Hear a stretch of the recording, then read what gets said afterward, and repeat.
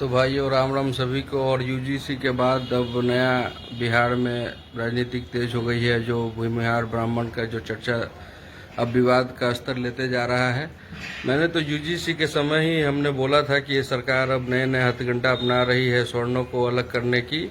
और पहले यूजीसी कानून ला करके पूरे स्वर्ण समाज पे हमला किया, और अब अलग अलग समाज के अलग अलग जातियों को, जैसे भूमिहार ब्राह्मण के मैटर पे ला के इन्होंने भूमिहार और ब्राह्मणों को सामने सामने खड़ा कर दिया। दोनों लड़ेंगे, विवाद बढ़ेगा।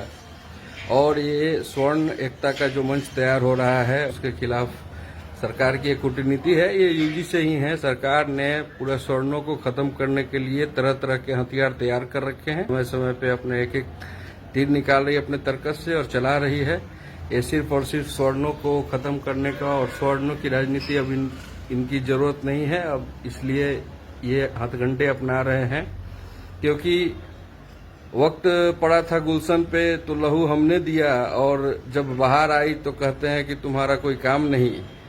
तो ये हालत है। और स्वर्ण में भी जो भूमिहार जाति है बिहार में, उनका बहुत बड़ा योगदान है भाजपा को पालने पोसने में। और सबसे आगे वो स्वर्णों में भी सबसे आगे हैं, जो सबसे ज्यादा सपोर्ट करते हैं। लेकिन देखिए, और एक चीज ध्यान आकर्षित करना चाहेंगे कि जितने स्वर्ण के हितैषी नेता हैं वो लोग कहाँ हैं।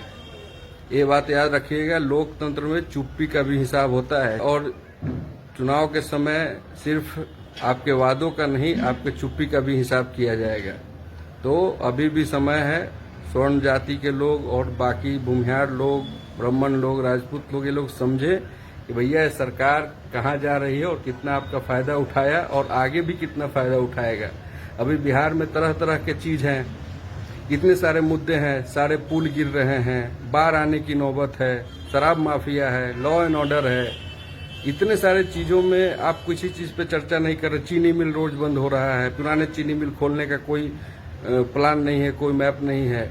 लेकिन ये सब मुद्दा आपके लिए कोई मुद्दा नहीं है। बहुत बड़ा मुद्दा है कि भूमिहार ब्राह्मण न लिखे, राजपूत ठाकुर न लिखे, कौन क्या लिखे नहीं लिखे, ये मुद्दा बहुत बड़ा है। बाकी का मुद्दा बहुत छोटा है।